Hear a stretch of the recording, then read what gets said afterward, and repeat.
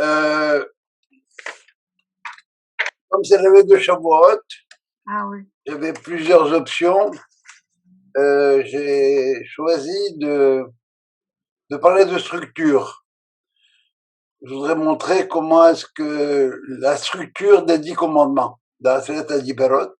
Ah oui. Et si on a du temps après, eh bien, je vous parlerai de Yerushalayim Shel Zahav. Je t'ai écouté ce matin. Ah, comment tu as trouvé? Bien, très très bien. Oui, alors tu l'as écouté très bien. Il y a une seule chose que tu as omis de dire, parce que j'avais écouté ça une fois à Hebrew Academy, quand on chante Yerushalayim Shel Zahav, העיר אשר בדד יושבת ובליבה חומה. Alors ce choma, c'est quoi? Ben c'est quoi? Ça veut dire quoi, Choma? C'est une muraille. C'est la muraille, c'est pas le mur.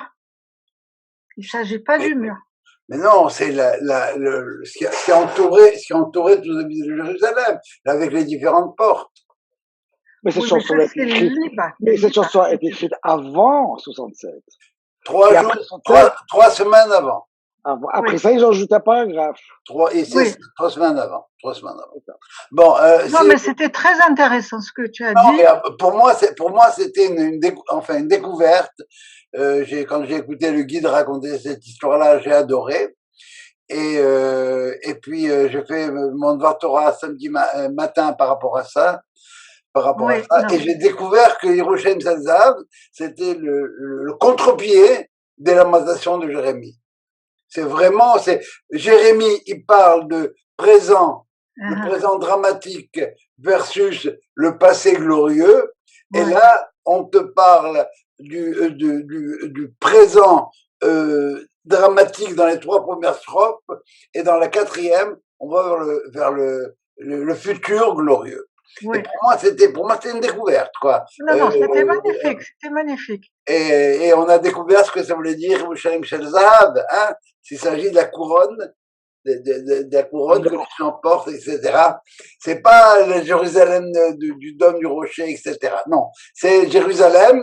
La couronne. Non, c'est le diadème que les gens portaient avec comme dessin, si vous voulez, comme motif, eh bien, les motifs d'une ville, les murailles, les tours, les dômes et tout ce que vous voudrez. Et c'est vraiment, et non, ce qui est extraordinaire, bon, je prends 2 minutes quand même là-dessus, ce qui est extraordinaire, c'est que c'est dans le peuple. C'est les artistes, c'est les chanteurs, sont les poètes, les intellos d'aujourd'hui qui sont imbibés de Bible. C'est le cas de imbibés de Bible, j'ai envie de dire. Ils sont imbibés de Bible. Et quand je dis Bible, Talmud, etc. Parce que quand ils sont allés demander à Naomi Shemer, mais c'est quoi pour toi Yerushalayim Shel Zahav? Est-ce que c'est le crépuscule, le flamboyant? Est-ce que c'est le dôme du rocher? Elle a dit, mais c'est dans le Talmud. Et alors, voilà.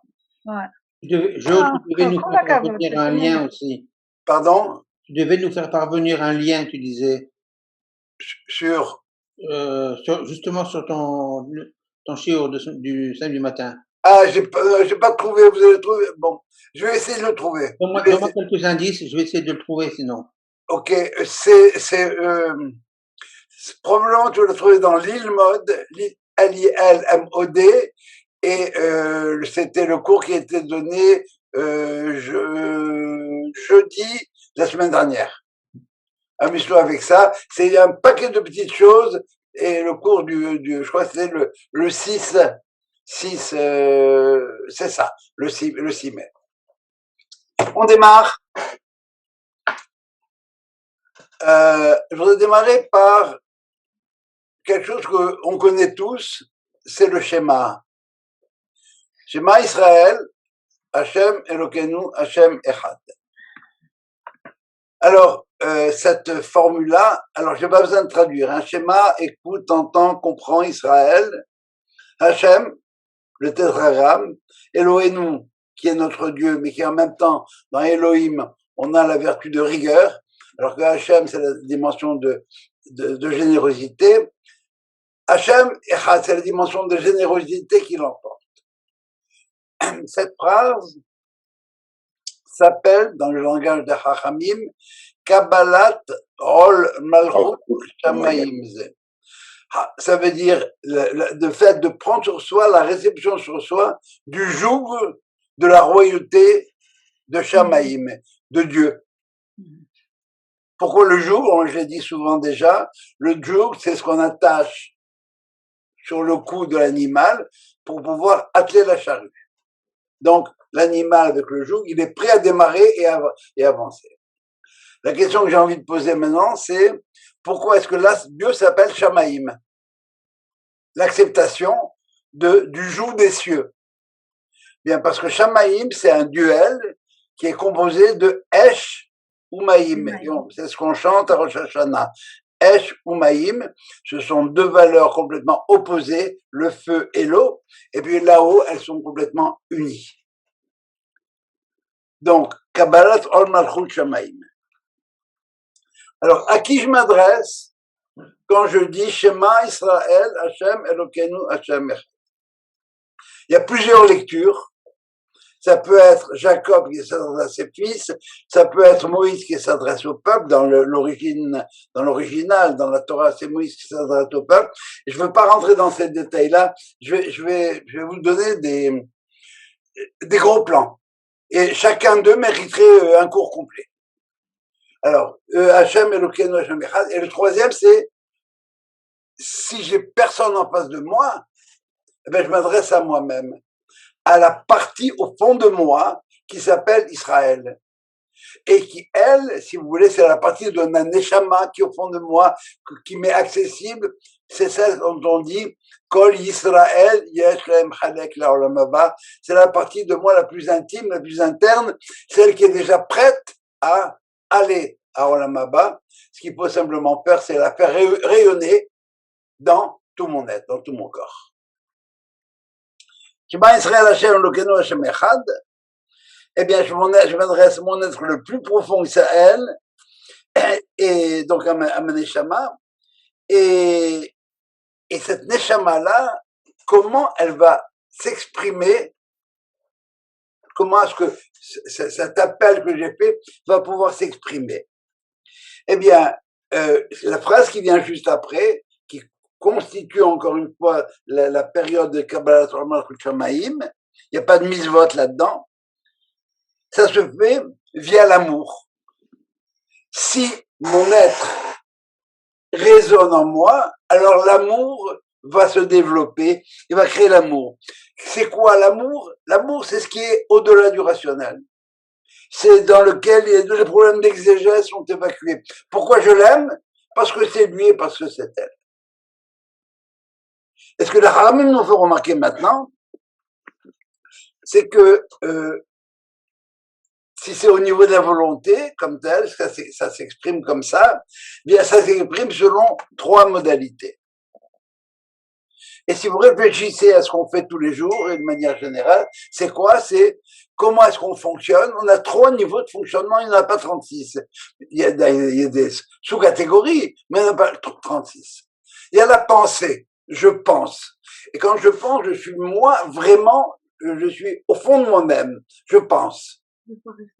Mahashava, ça s'appelle Mahashava, la pensée. Donc je suis.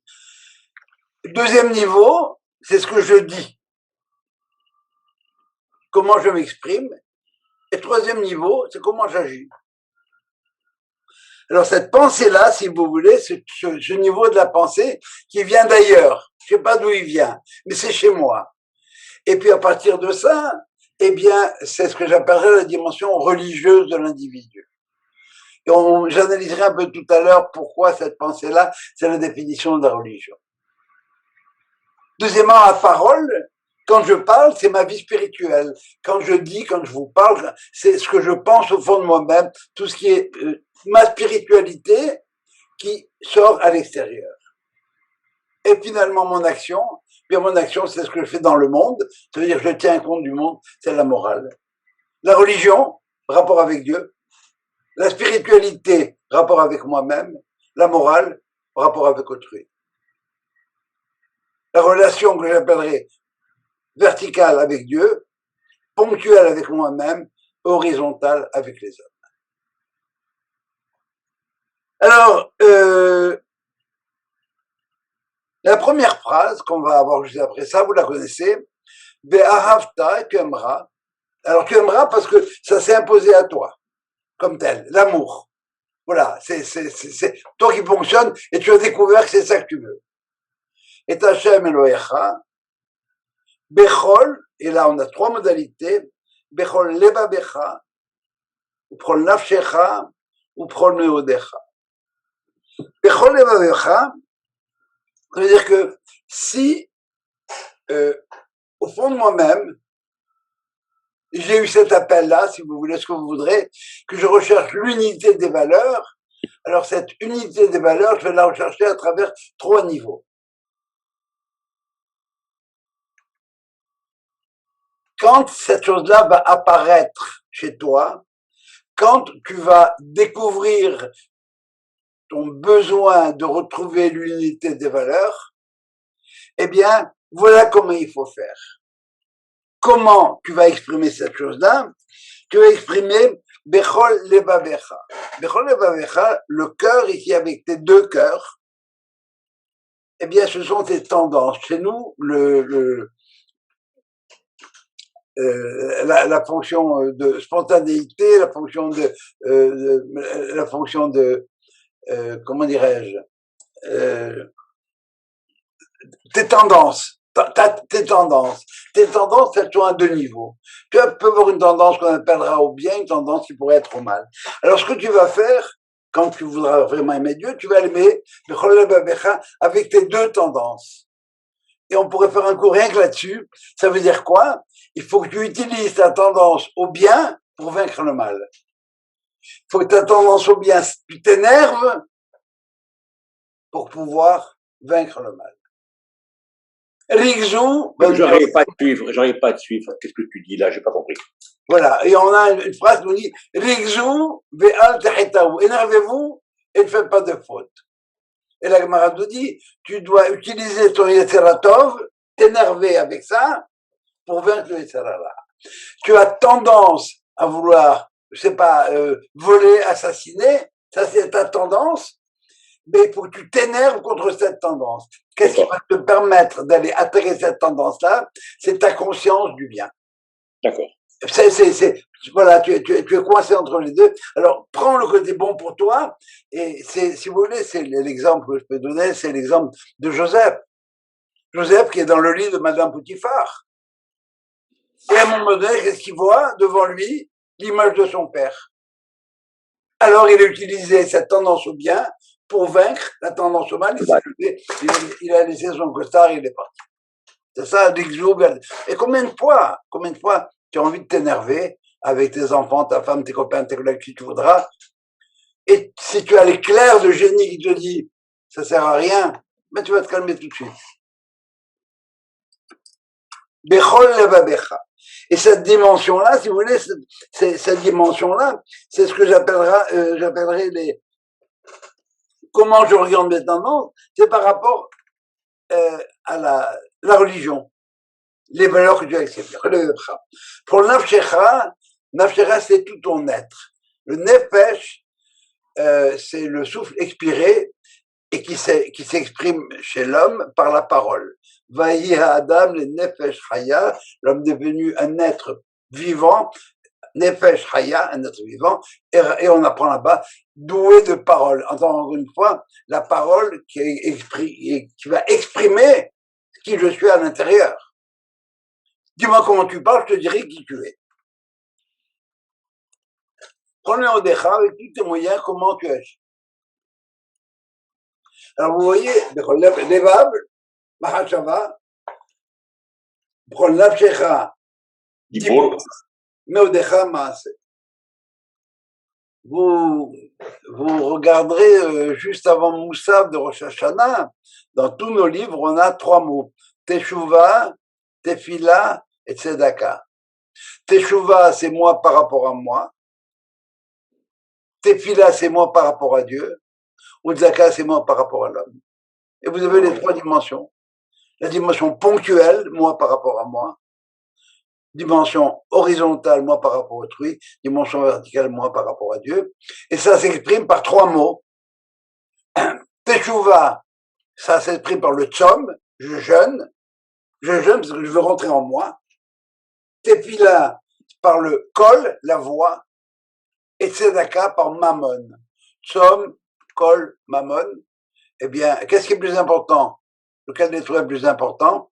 Eh bien, si on remarque que Tzom, Kol et Mammon, ça a exactement la même valeur numérique, 136 à chacun. Ça, c'est la cerise sur le sundae. Alors, ensuite, maintenant, on va développer ces quatre dimensions-là, trois dimensions, pardon. Vehayu, et voilà, Hadebarim Aele, les paroles-là, que je t'ordonne, Ayom Al Lebabecha, doivent être sur ton cœur, c'est-à-dire le siège de ta réflexion, de tes tendances, partout ça va. Et ça, c'est la pensée, comment tu penses. Et ça, c'est la religion. C'est le point de départ de la religion. Pourquoi? Bien parce que c'est ma pensée qui va définir n'importe quel principe d'allégeance. C'est parce que volontairement, j'ai pensé que, telle chose, ça devrait être une divinité pour moi. Alors, c'est ma pensée qui a fait que j'ai créé un mythe. C'est moi qui crée les mythes. Et vous avez un mythe qu'on connaît très bien, le mythe de la propagande, par exemple. Qu'est-ce qui crée les mythes de la propagande? Ben, c'est l'homme. Pas compliqué. Ve'avta et Hashem ekolecha bechol levavecha pronavshecha prolongdecha. Attention, bechol levavecha, c'est comment ça se traduit? Eh ben, fais attention à ce que tu vas définir comme étant ton allégeance. Deuxième phrase, Veshinantan levanecha, tu les enseigneras à tes enfants. Vedibartabam, tu en parleras. Beshiftecha, bevetecha, quand tu seras assis chez toi, et quand tu seras en route, et en te couchant, et en te levant. Mais ça, c'est quoi, ça? Ben, c'est la parole. C'est l'expression de ma vie spirituelle. Quand je vous parle de ce à quoi je crois, eh bien, je mets tout ce que j'ai défini comme étant dans ma vie spirituelle et j'essaie de le partager avec les gens avec qui je vis, avec qui je suis. Je veux enseigner à ceux qui n'ont pas assisté à ce à quoi moi, au Sinaï, j'ai assisté.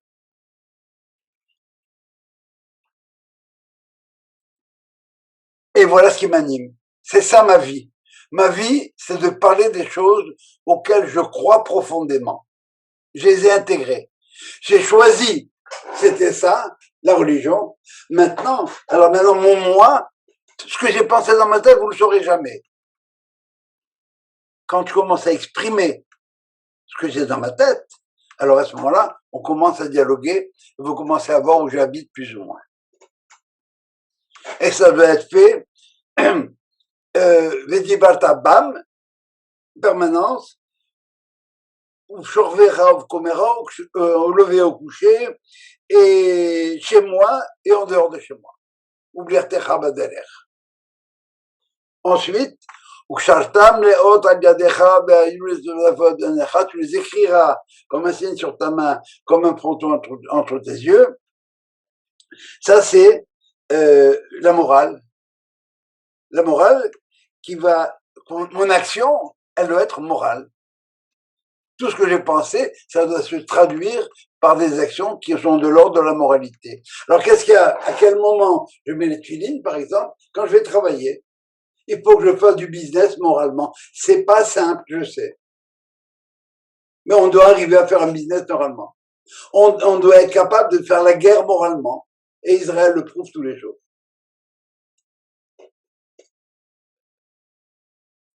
La main, c'est la tête, c'est le vouloir, et la main, c'est le pouvoir. Et alors, Urtaftam al mezuzot betecha ou bishalecha, c'est la mezouza qu'on met devant la maison. Eh bien, ça, c'est l'action morale. Attention, chez moi, c'est cachère. Premier niveau collectif, premier niveau, c'est la collectivité réduite à ma famille. Et la deuxième cellule, c'est la vie sociale. Et il faut que j'en parle. Il faut que je le dise. Et pas qu'il y ait de dichotomie. Vous avez entendu parler de Pasteur, hein, le vaccin de la rage. Oui. Oui. Pasteur, c'était un grand croyant, un très très grand croyant. Et puis un beau jour, il a dit, bon, vous savez, il faut commencer à stériliser les instruments de chirurgie pour éviter que les microbes démarrent de là. Parce qu'il n'existe pas de génération spontanée. Ah bon? Alors on lui dit, dites-moi, monsieur Pasteur, ça veut dire quoi, vous le croyant, vous dites qu'il n'existe pas de génération spontanée? Donc vous ne croyez pas en la création ex nihilo? Qu'est-ce qu'il a répondu? Mes amis, il faut sortir de l'oratoire pour rentrer au laboratoire. Ça veut dire, je pense quelque chose à l'oratoire, c'est vrai. Mais dans la réalité, ben non. Il faut que tu en parles en permanence et que tu ne fasses pas de dissociation entre l'oratoire et le laboratoire, en ce que tu penses vraiment intimement, toi et les autres. Et ce qu'il y a par rapport aux autres. Tu dois déclarer exactement ce à quoi tu penses. Et c'est ça, tu les écriras. Attention, ici, cette maison, elle est cachère. Et je ne fais que parler de Vedibarta Bam. Il y a un rabbin qui passait son temps à dire Bam, bam, bam, bam, bam, bam, bam, bam, bam. Il chantait tout le temps, on rappelait Rabbi Bam, Monsieur Bam. Il dit, pourquoi tu dis Bam? Il dit, ben parce qu'il y a écrit Vedibarta Bam. Tu en parleras Bam. Bam, c'est, tu parleras de ça. Deuxième lecture, Bam, c'est la bête, c'est la première lettre de Bereshit. Et même, c'est la dernière lettre de la première lettre du Talmud qui commence par Me'ematai Kolin Shema Amal. Ou bien c'est la première lettre de la Torah Shebirtav, Bereshit, et la dernière lettre du Talmud qui est Hashem Yeberet Amo, Ba Shalom, même à la fin. Bam, bam, bam, bam, bam. Alors voilà, si vous voulez, cette structure, Mahashava, Dibur, Maaseh, religion, vie spirituelle, morale, relation verticale, ponctuelle et horizontale. Eh bien, c'est exactement cette structure-là qu'on va retrouver dans les 10 commandements. Le premier commandement, Anochi Hashem Elokecha, je suis l'Éternel ton Dieu, qui t'ai fait sortir du pays de la maison d'esclavage, de la terre d'Égypte, de la maison d'esclavage. Le Rav Cherki a l'habitude de dire c'est une phrase d'une banalité rare. C'est comme si j'arrivais, je vous disais bonjour, je m'appelle Jogabé, on s'est rencontrés avant-hier. Chaud. Big deal. Et Rachid explique qu'est-ce que ça veut dire ça. Ben ça veut dire que Anochi Hashem Elokecha, Hashem Elohenu. Et Rachid nous explique pourquoi est-ce que Dieu est obligé de leur dire qui il est, pourquoi il sort sa carte de visite. Rachid nous dit parce que sur la mer des gens, il est apparu comme étant un guerrier vaillant, et là, il apparaît comme un vieillard plein de miséricorde. Est-ce que c'est le même? Eh bien, la réponse est oui. Est-ce que Tzahal et la yeshiva visent la même chose? Oui. Oui, par des moyens différents, complètement différents. Alors maintenant, on va avoir, une fois cette introduction qui équivaut à Shema Israël, Hashem Elokeinu Echad, j'ai présenté qui il était, eh bien, on va avoir 3 fois 3 commandements qui vont être ordonnés selon le même rythme, selon le même schéma, qui vont être la pensée, la parole et les actes.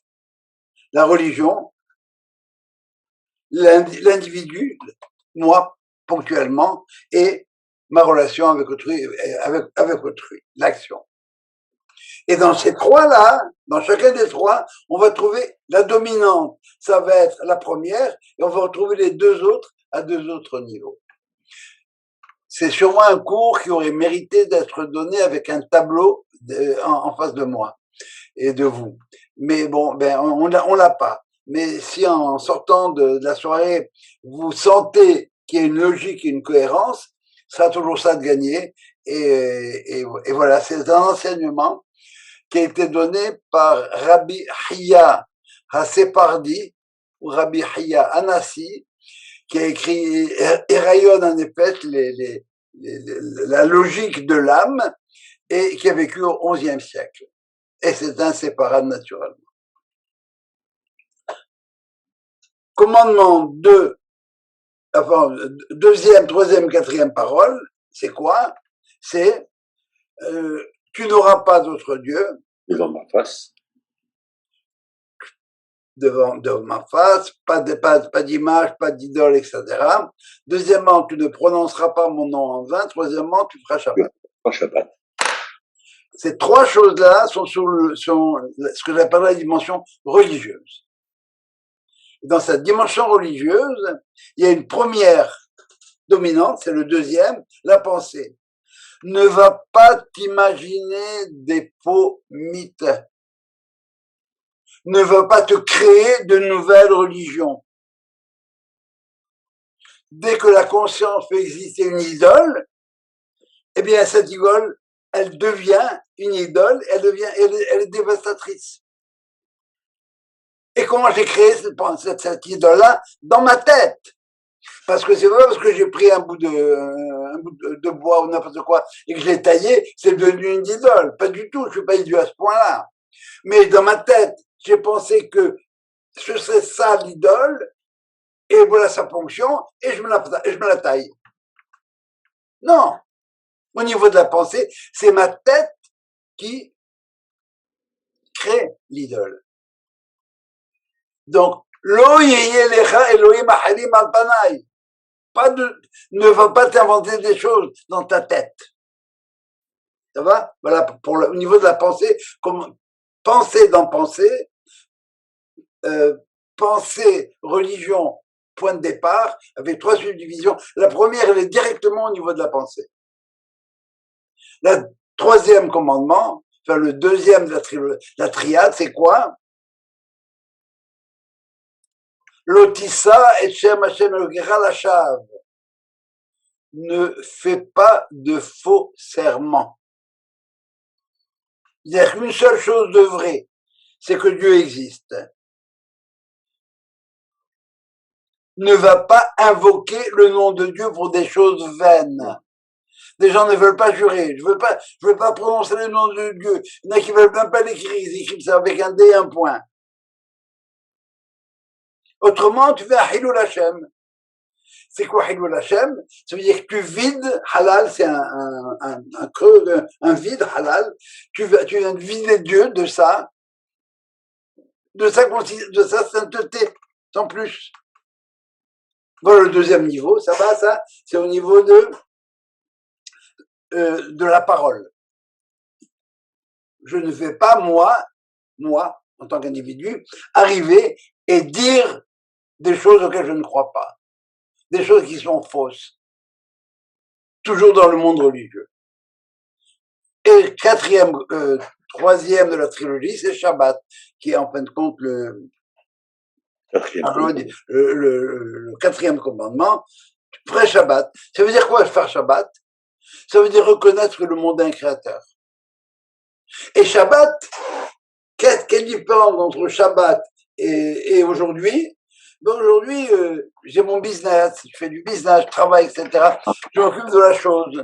Shabbat, on a le temps de s'asseoir et de prendre l'apéro et de la relation de l'homme avec son voisin. Shabbat, c'est le moment privilégié où je ne parle plus de la chose, mais de l'être, comme tel.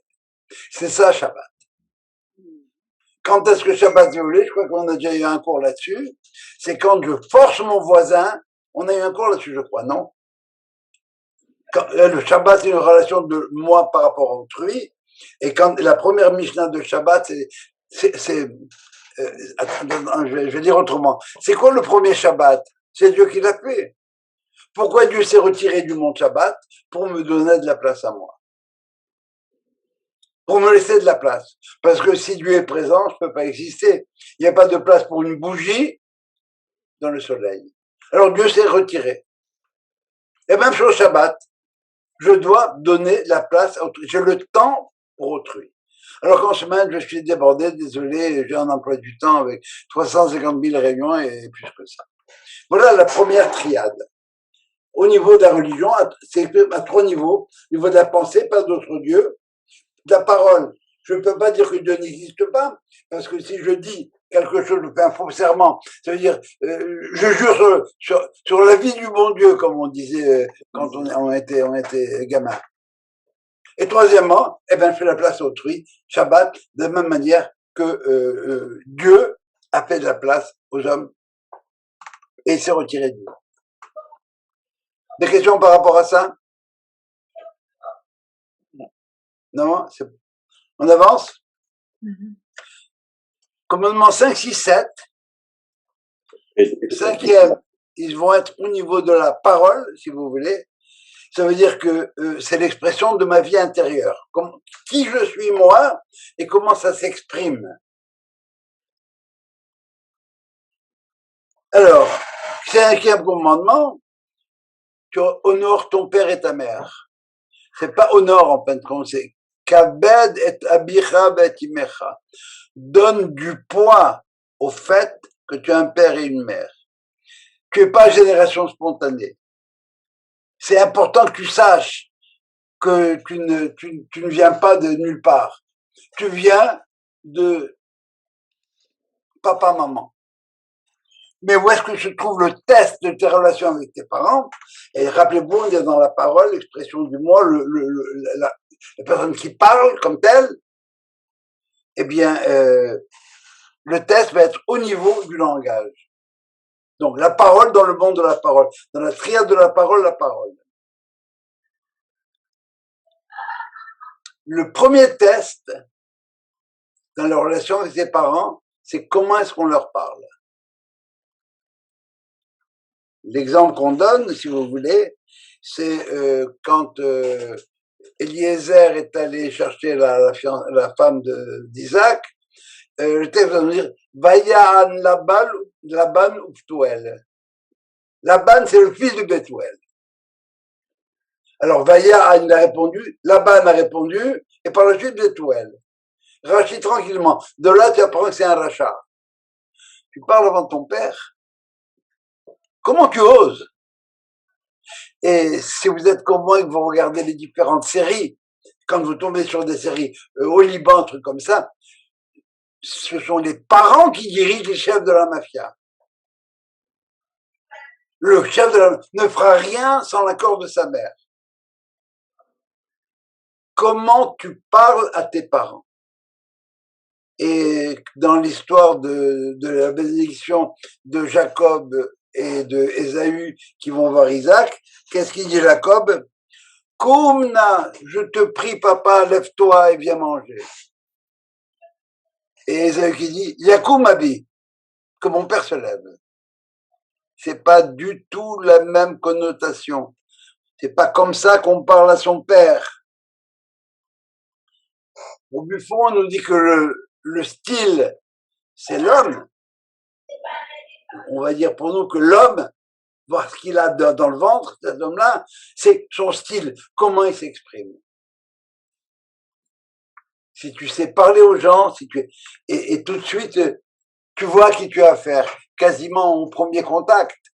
Tu as entendu parler, tu as entendu, pas seulement le timbre de la voix, mais tu as vu le style, tu as vu comment il parle. Tu as vu comment il parle celui-là? Tu as vu ce type-là, comment il parle? pas la même chose. Ils ont dit la même phrase, à la limite, mais ils l'ont pas dit de la même manière. Alors bien sûr, il y a plein de dispositions dans le rapport papa, maman et les enfants. C'est clair, au niveau de l'action, mais le test numéro 1, c'est la parole.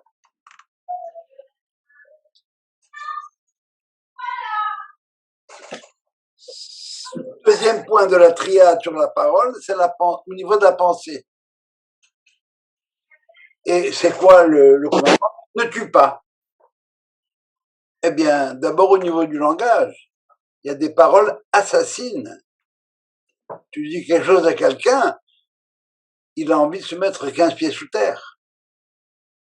Tu l'as tué quasiment. Moi, je suis là, mais tu n'as pas besoin de le flinguer avec un pétard.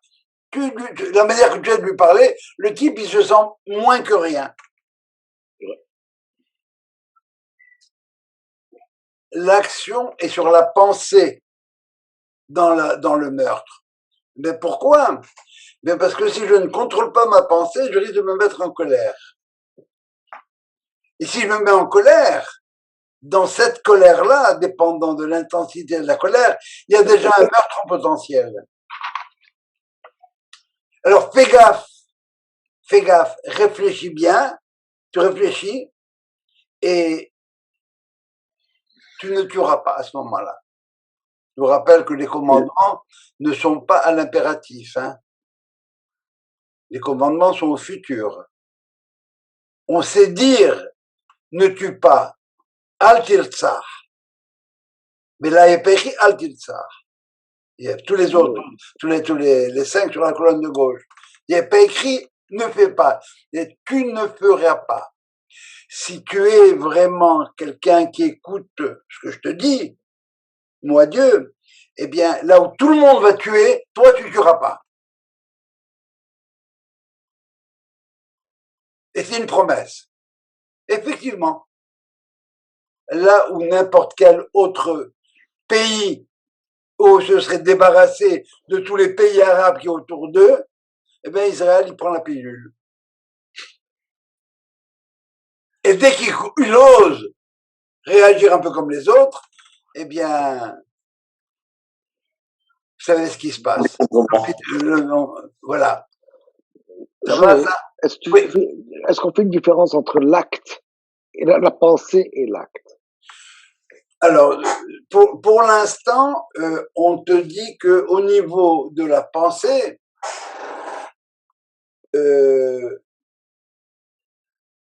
dans la pensée déjà, en prémisse, tu as la mort. Qu'est-ce qui a fait que tu es allé tuer l'individu? C'est que tu as pensé déjà à tuer l'individu.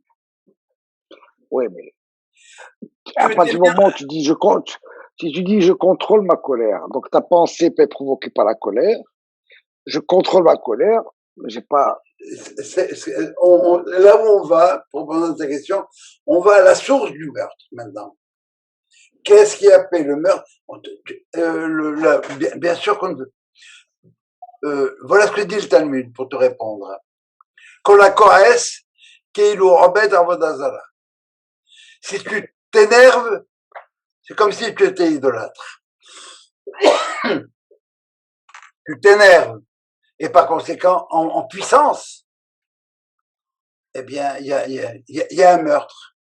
Alors, c'est cette origine-là qu'on essaye de te dire, la source du meurtre, c'est comment tu as pensé. C'est clair qu'on ne va pas te condamner pour cette pensée-là. Attention là. C'est ça.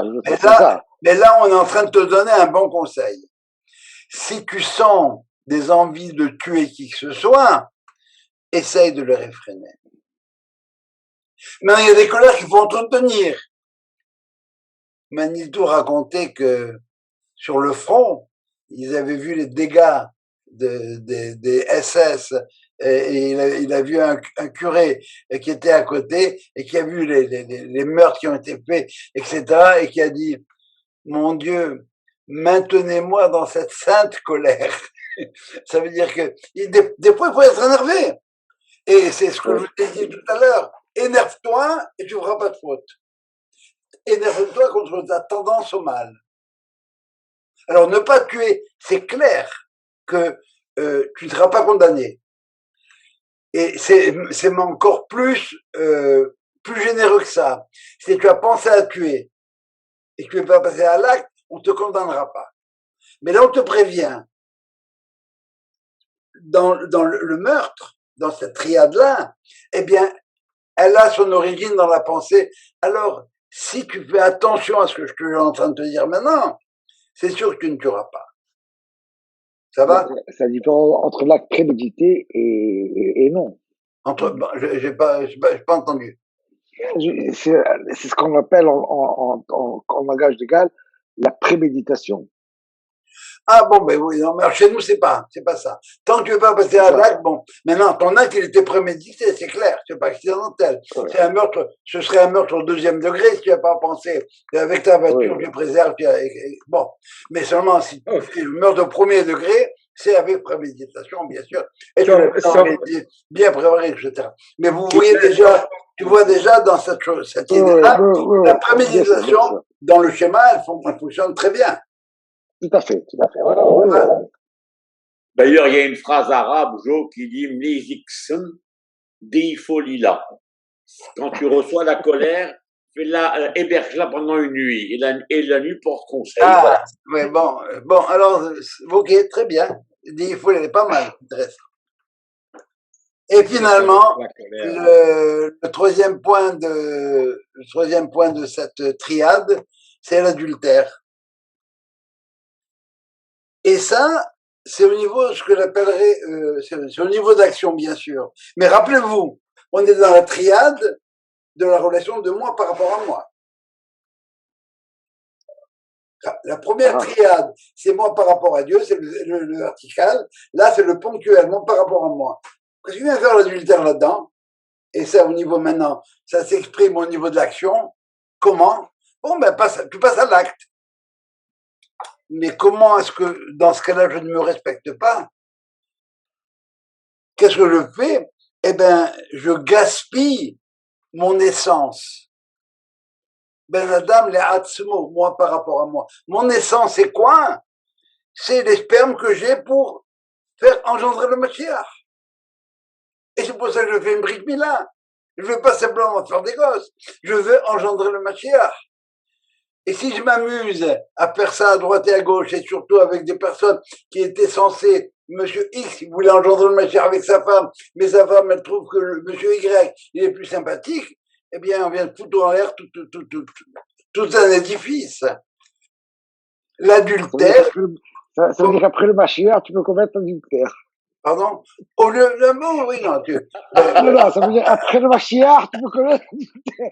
Après le Mashiach, tu n'auras même pas envie de commettre l'adultère. Tu seras tellement bien avec ton bazoug, si tu sois dans ce monde-là, j'aurais une plénitude totale. Non, tu pas du tout. Pas du tout. Et c'est ça, ce que je vous ai dit juste avant. C'est ça ce que je vous ai dit juste avant. Je vous ai dit que si tu fais les choses comme je te dis de les faire, là où tout le monde tuera, toi tu tueras pas. C'est ça l'éducation. Si on réfléchit un peu, c'est quoi l'éducation? Qu'est-ce que j'enseigne à mon fils? De ne pas faire telle chose. Et je lui répète. Alors peut-être qu'à un moment donné, s'il veut faire la chose, eh bien, il va se rappeler que papa a dit non, il lui a dit, si papa était suffisamment convaincant, eh ben bravo, bon, on en parlera plus, il le fera pas. Ça va? On vient de terminer la deuxième triade, qui est au niveau de quoi? Du dibour, l'expression de la relation, dimension ponctuelle, aux 3 niveaux, du niveau de la pensée, pardon, de la parole, parce que sous le thème parole, le premier qui vient, c'est parole, ça va? Comment je parle à mes parents. Le deuxième, c'est ne pas tuer, la pensée. Faut pas que j'entretienne des pensées meurtrières. Et il faut pas que je gaspille qui je suis en allant à droite et à gauche. et en gaspillant ce que j'ai de plus fécond, si j'ose dire, de plus fécond en moi. Ça va, ça? Finalement, les 3 dernières, c'est au niveau de l'action. C'est-à-dire la morale, mon rapport avec autrui. Alors, ne pas voler. Faites bien attention. On pense que ne pas voler, c'est passer à l'acte de quelque chose dont j'ai eu envie. Mais pour les chachamim, c'est ne pas voler, c'est ne pas voler un homme. Ne va pas kidnapper quelqu'un. C'est bon. Kidnapper. Et c'est ça voler. Parce que en fin de compte, quand tu voles quelque chose à quelqu'un, tu voles son bien, mais son bien, il s'identifie peut-être à son bien. Alors, l'Otignov ne vole pas. J'arrive pas à comprendre ce que tu dis là maintenant. Ok. Quand tu voles, tu prends le bien de quelqu'un d'autre. Tu ne kidnappes pas cette personne. Non. Prendre le bien de quelqu'un d'autre, ça va être interdit dans celui qui vient, dans le 10e. Tu ne vas pas convoiter. Ne convoite pas parce que la convoitise va t'amener au vol. C'est clair que cette dimension que j'ajoute là n'exclut pas la première. Le fait de je t'ai piqué ta montre. Ça va? Mais c'est quasiment banal. Pourquoi je t'ai piqué ta montre? Parce que j'adore les Rolex et je convoite une Rolex. Toi, tu en as une, moi, j'en ai pas, je te la pique. Bon, mais des fois, on vole tout un individu. On kidnappe les gens, tout simplement. Et c'est ce qu'on a reproché aux frères de Joseph. Ils ont kidnappé Joseph, ils ont pris Joseph. Et c'est le vol avec un V majuscule, si tu veux, au niveau de l'action, eh bien, c'est de prendre un individu et l'empêcher d'agir en même temps. Il ne peut plus agir. J'ai volé. C'est clair maintenant ou pas? Pas vraiment? Pour moi, non. Ok. Alors, d'abord, Continue, Jo. Non, mais ça va, qu'est-ce qu'on a à faire? On est là pour ça. D'abord, mais non, c'est vrai. Ça veut dire qu'au niveau au premier niveau, c'est piquer la montre. C'est vrai. Ça va? Au niveau d'action. Mais cette action-là, si tu la prolonges à la fin, parce que qui vole un bœuf, je te pique ta montre. Pourquoi je te pique ta montre? Parce que j'ai envie parce que je veux une montre. Mais si je veux quelque chose qui n'est pas à moi, à la limite, si je veux porter préjudice à autrui, mais je vais te kidnapper, je vais demander une rançon. Et c'est une façon je te vole, toi, dans tout ce que tu es, toi. Alors, vous voyez, dans la morale, au niveau moral, c'est cette dimension qui est là. Premier, c'est toujours, encore une fois, l'action dans le monde de l'action. Est-ce que c'est un petit peu comme si tu violes quelqu'un parce que tu rentres dans son domaine? Donc, tu lui voles sa montre, tu lui voles un objet personnel, tu violes Oui. ce qu'il est. Oui, mais tout à l'heure, tu as volé sa femme, il a pu voler sa femme, etc. Je comprends. Mais encore une fois, c'est juste pour vous donner une idée de la structure. Je répète, chacune des trucs comme ça pour faire l'objet tout d'un coup. Faux témoignage, là, sur le niveau de la parole, j'ai besoin d'expliquer encore. Tu ne feras pas de faux témoignage. L'autre année de la ne fais pas de faux témoignage. Pourquoi? Bien parce que encore une fois la même chose que au niveau de la parole, c'est ton être comme tel qui dit que ce que moi je dis des choses qui sont fausses. Je fais un faux témoignage, je témoigne, et qui je prends un témoin, je prends Dieu un témoin en même temps. Alors ça, c'est vraiment au niveau ça va, au niveau de la parole, ça se fait. Et au niveau de la pensée, le dernier commandement, c'est ne convoite pas la femme de ton prochain. L'otahmod, le témoignage, ce qu'on appelle le commandement, ce que Rabbin Titrik appelait, le commandement impossible. Tu veux contrôler mes pulsions, mes instincts. L'otahmod betlecha. Ne convoite pas la maison de ton copain, sa femme, sa voiture, son âne, son bœuf, etc. Et tout ce qui lui appartient, comment je peux faire pour ne pas convoiter? Eh bien, pour un truc bien simple. C'est que si tu regardes la femme de ton voisin, ou la maison de ton voisin, on va être gentil là, la bagnole de ton voisin, waouh, il a une Ferrari, waouh, cette Ferrari, elle me plaît, elle est belle cette Ferrari. Et comment je peux m'empêcher de faire ça? Eh bien, dès que je regarde la Ferrari, je détourne les yeux. Si tu continues à regarder la Ferrari, tu vas commencer à vouloir cette Ferrari-là. Et cette volonté d'avoir la Ferrari, tu sais jamais comment elle va finir. Moi, j'aurais pensé, Joe, que ce serait une autre dimension. La convoitise, un peu la jalousie qui te mène vers le mauvais penchant.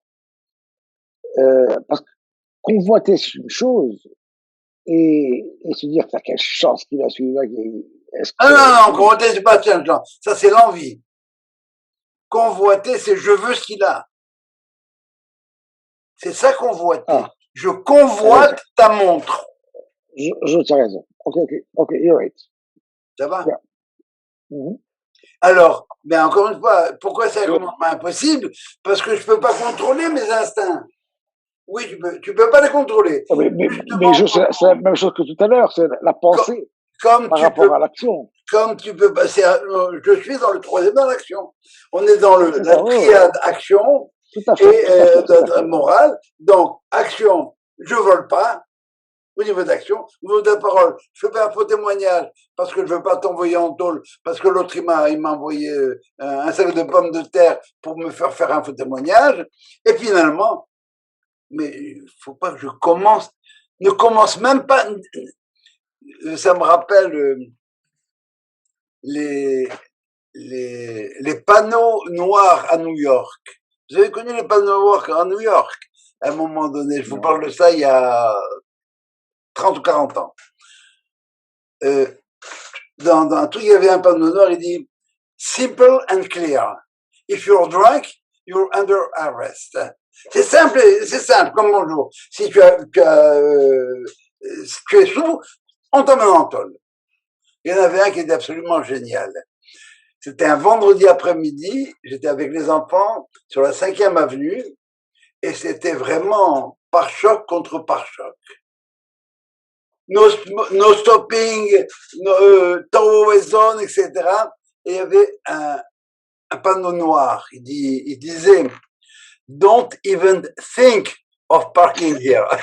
Ne va même pas songer. Pourquoi? Parce que si tu commences à penser et que tu trouves un spot, tu vas le prendre. Tant pis pour ta gueule. Quand on avait reçu le frère du roi à Montréal, je m'étais ramassé avec lui dans la limo, on a commencé à parler, et je sais pas comment, je lui ai raconté, mais oui, on redit à un gamin, oui, je l'ai vu, je me rappelle, je l'ai vu. Don't even think of parking. C'est ça le Tahmud. Ne va pas penser une demi-seconde. Et si tu penses pas à la Ferrari de ton copain, ni à quoi que ce soit d'autre, vous voyez de quoi je veux pas parler, eh bien, tu vas être bien. Parce que si tu commences à y penser à la convoiter, le tahmod, eh bien, tu dormiras pas très bien ce soir, ni demain soir, parce que ça va te rester en travers de la gorge. Lui, et moi, je l'ai pas. Voilà, si vous voulez, la structure qu'on retrouve tant dans le schéma que dans la celle de Tadibelot. Encore une fois, je ne rends pas justice à cette structure en la lâchant comme ça. Il aurait fallu prendre beaucoup de temps pour le faire. Je vais terminer en disant que Abraham nous a appris qu'est-ce que c'était que Mahashava, la pensée. Il a créé, il a découvert, il a eu un appel, il a découvert qu'il y avait Dieu. Il a inventé la religion. Est-ce que c'est une épiphanie? Quoi? Une épiphanie? J'ai pas compris. C'est quoi l'épiphanie? Mais l'épiphanie, c'est la réalisation par la pensée d'une réalité, d'une Ça, c'est vérité. chrétien, ça. Oui, Non, mais mais, Abraham, c'est ex nihilo. Et non seulement c'est ex nihilo, il allait à l'encontre de tout ce qu'il y avait autour de lui, Nimrod, etc. Toute l'idolâtrie qui entourait Abraham. Et lui, il a dit, non, c'est pas pour que je sois comme ça. Alors, il a dit, il a cherché, il fallait quelque chose qui englobe tout. Mais la lune, le soleil, non, ça marchait pas. Il fallait quelque chose au-dessus de tout ça. Et il a eu cet appel-là, comme tel. Il a découvert. Abraham, il a fait découvrir qu'est-ce que ça veut dire, la dimension de c'est la pensée, c'est l'appel, je vais répondre, c'est l'appel d'en haut. La quoi? L'appel d'en haut. Mais c'est un appel, il est en permanence, non seulement tu le réalises ou tu le réalises pas. Quand est-ce que tu le réalises pas? C'est quand tu inventais des idoles, des démiurges. Alors là, tu n'es pas disponible pour ça. Abraham, il a envoyé en l'air il a réputé tout ce qui pouvait lui sembler être quelque chose qui pouvait dominer le monde. Peut-être la lune, mais elle n'est plus là, le soleil, il n'est plus là, les étoiles, elles sont pas là, etc. Mais d'ailleurs, au-dessus de tout ça, et ça, c'est la pensée qui a fait que. Ça va? J'ai réfléchi un petit peu, j'ai pensé un peu, et j'en viens à la conclusion que, eh bien, ça peut pas être la lune, ça peut pas être le soleil, ça peut être ce que vous voulez. Isaac a appris ce que ça veut dire, le dibour. Je répète, le dibour, c'est l'expression de mon être profond. Comment je parle, qui je suis. Et Isaac a montré que qui je suis, eh bien, je suis un être, je me sens comme étant un être qui a reçu l'être et que je suis prêt à rendre l'être. Pour ça. Mon être ne m'appartient pas.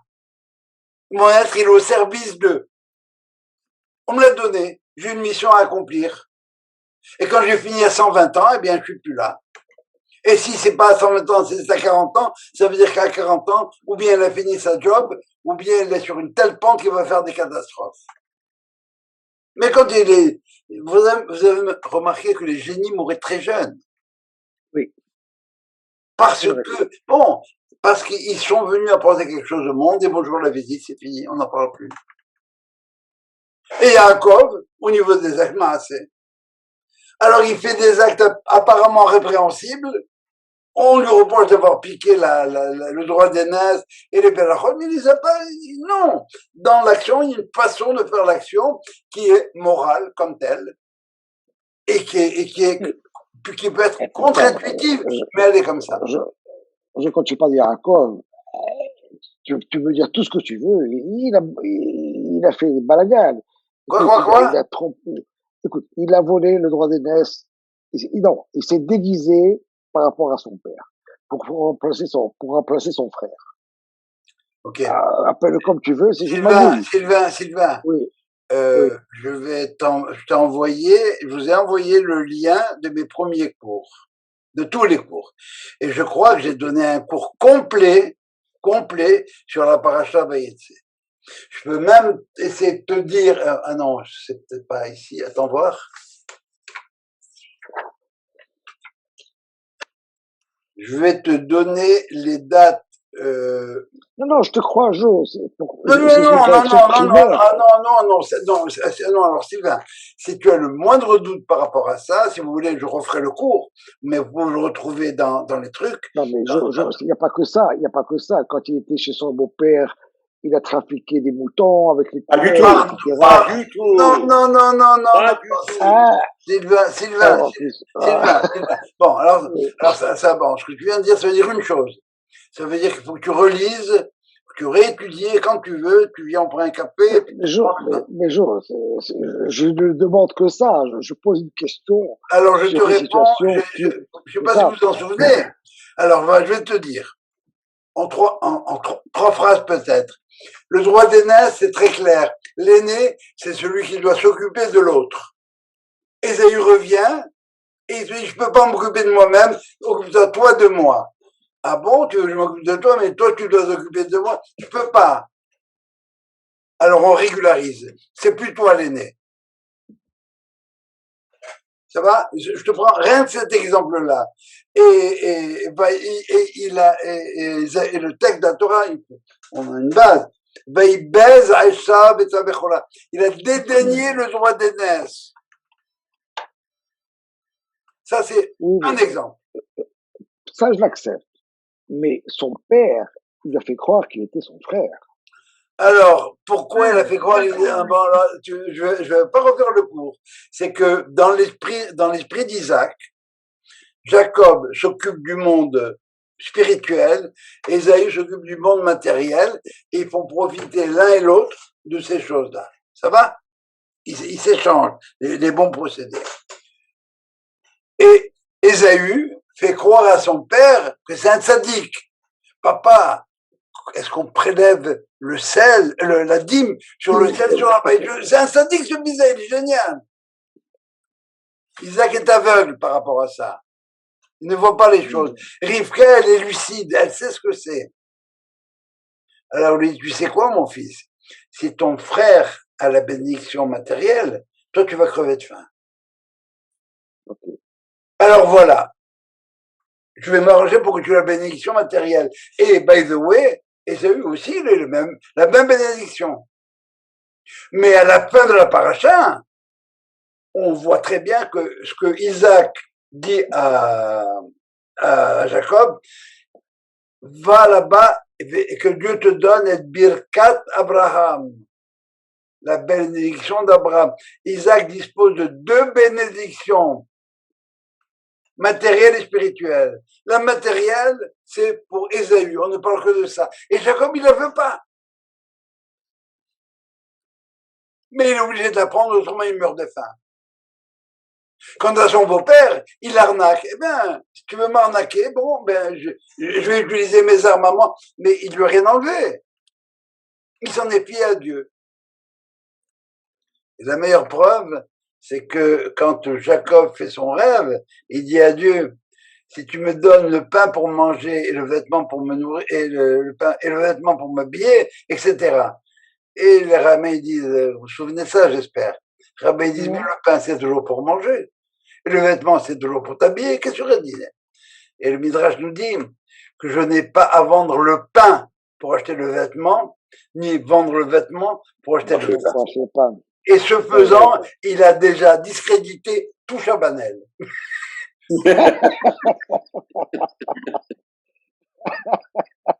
Mais voilà. Est-ce que le nom de Yaakov, ça veut pas dire le tordu?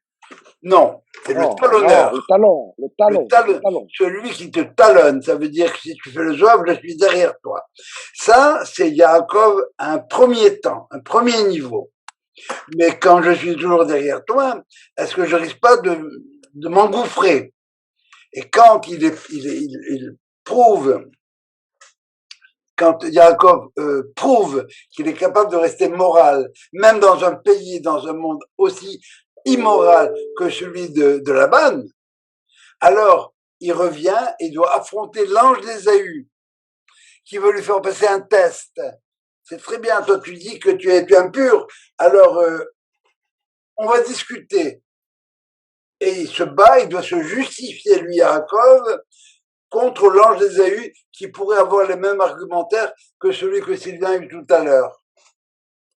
Et il n'a pas réussi à le vaincre. Je suis Jacob, je suis pur. Et l'ange l'appelle Israël, parce que tu t'es battu, ça veut dire que tu t'es mesuré tant au matériel qu'au spirituel, tu t'es battu avec les hommes et avec les anges, et tu as vaincu. Ça, c'est la deuxième dimension. Yaakov, dans un premier temps, il talonne. On finit par reconnaître qu'il est Yachar par rapport à Dieu. Mais Israël, aujourd'hui, le monde entier, à quelques exceptions près, le condamne. Mais à la fin, Israël, c'est Yachar, droit, elle, par rapport à Dieu. Et à la fin, son nom, ce sera quoi? Yeshurun. Bravo. Yeshulon, ça veut dire quoi? La droiture, est-qualité. L'homme droit. Le modèle. C'est ce qu'on attend bientôt. D'autres questions par rapport à tout ce qu'on a dit, ou je vous lâche un dernier truc et je revois. Ça va? La de la Torah, on lit une Megillah, c'est la Megillah de Ruth. C'est qui Ruth? C'est la Moabite. Ruth la Moabite. Il y a Marie-Ruth qui est avec nous. Pardon? Il y a Marie-Ruth qui est avec nous. Je t'entends mal, Sylvain. Il y a Marie-Ruth qui est avec nous. La majorité? Non, Marie-Ruth. Ah, pardon, oh là là, Marie-Ruth, parfait. Oui, très bien, excuse-moi. Non, mais ça va beaucoup plus loin que ça. C'est que la Moabite, c'est la fille de l'inceste. Moab, le peuple de Moab, c'est l'inceste par excellence.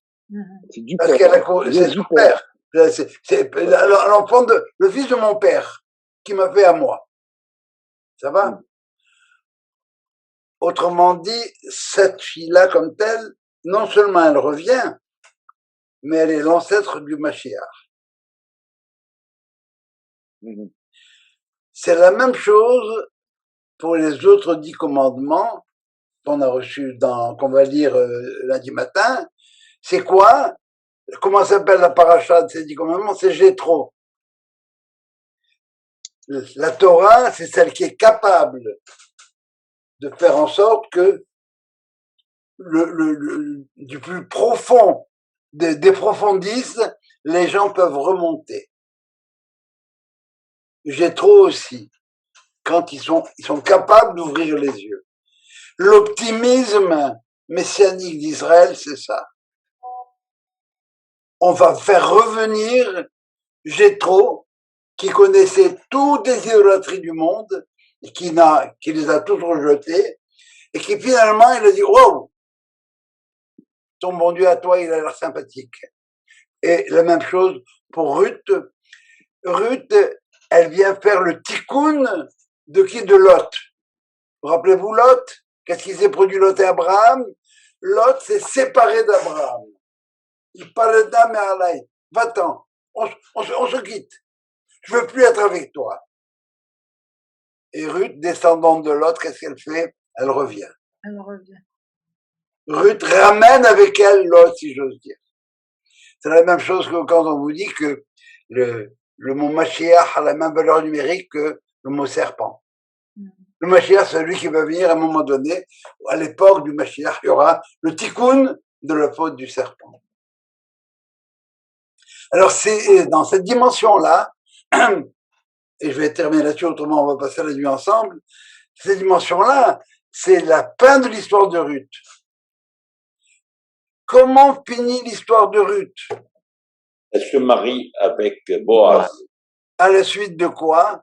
À la suite elle a été à la suite du Liboum. Le Liboum, c'est le Lévira. Ça veut dire quoi? Ça veut dire qu'il a remplacé son frère pour donner une descendance à son frère. Ça veut dire que si le frère est mort et qu'il n'a pas de descendance, le nom de ce frère-là ne disparaît pas. Il y a façon de le prendre, de le maintenir, de le propulser vers l'avenir. Ça veut dire qu'il n'y a rien d'irréversible. C'est la même idée que la Teshuvah, mais ça c'est au niveau individuel, si vous voulez. C'est ça le hiboum. C'est faire revivre le mort. Tout ce qui était mort, foutu, complètement foutu, non, on le récupère et on le ramène. Et c'est exactement le hiboum au niveau collectif, c'est l'histoire de Ruth au niveau individuel. Elle est capable de venir. Elle avait une sœur, Ruth, elle s'appelle Orpa. C'était la belle-sœur de Ruth. Pardon, la sœur de Ruth. Et elle n'a pas voulu suivre Naomi. Bon, ben elle est retournée à Moab. le Midrash nous dit que cette nuit-là, elle s'est éclatée avec des centaines de chiens. Non, on n'essaiera même pas d'expliquer ce miracle-là. Et bon, Elle a donné naissance à Goliath. oui, L'ancêtre de Goliath. oui. Et une dernière. Vous savez comment que Dieu propose la Torah à Israël? Il a proposé à toutes les nations du monde. Il est allé chez moi, il me dit, vous voulez la Torah? Il dit, ah bon, qu'est-ce qu'il y a écrit dans la Torah? Il dit, pas de relation, pas d'adultère, pas de relation incestueuse. Ah, on peut pas, nous, moi, on vient de chez papa. Il va voir Ishmaël. Qu'est-ce qu'il y a écrit dans la Torah? Ne vole pas. Comment ne vole pas? Est-ce que moi, je peux ne pas voler? Et on va verser. Il y a de Bakol, Veskolbo, il prend tout à tout le monde. Ésaü, qu'est-ce qu'il y a écrit dans la Torah? Ne tue pas. Comment ne tue pas? Il y a écrit, tu vivras à la pointe de ton épée. Comment tu me dis ne tue pas? Vous ne trouvez pas que Dieu est un peu vache dans cette histoire-là? Il aura tendu tous les pièges possibles. Mais non, il n'est pas de vache du tout, Dieu. Ce qu'il leur a dit, c'est que vous êtes capable de faire tes chouvas. Dans ta nature, tu voles, tu tues. Que tu es capable de mettre ça de côté, oui ou non? Ah non, non. Allez à chaque tête, je suis fabriqué comme ça, je ne bougerai pas. Oubad, tu ne veux pas avoir la Torah. Et la blague finale, vous la connaissez bien sûr. Ils ont demandé aux Juifs, ils ont dit, combien ça coûte? Il c'est gratuit, ils disent 2 mois de 2. Non, mais c'est la raison pour laquelle le chiffre 7, il va être démarré. Hein? Ben oui, mais la blague, c'est Moïse qui descend. La blague de Moïse qui descend du Sinaï. Tout le monde attend. Il dit, j'ai une bonne et une mauvaise nouvelle. Il dit, ah bon, c'est quoi la bonne? Il dit, ben, j'ai réussi à le ramener à 10. Ah, ben, c'est génial, 10. Et la mauvaise, l'adultère, c'est toujours dedans. Il y a quoi? L'adultère. J'ai pas réussi à enlever l'adultère. Ça, c'est la blague de Shavuot. Voilà. Merci. Alors écoute, Chodesh Tov, bonne fête. Chodesh Tov, Shavuot Tov. Shabbat Shalom et Chag Sameach. Chodesh Tov. Allez, bye bye. Allez, merci. Merci, Joe. Bonne soirée. Chag Sameach. Bazak ou Balour. Très, très bien. Merci beaucoup. Bye.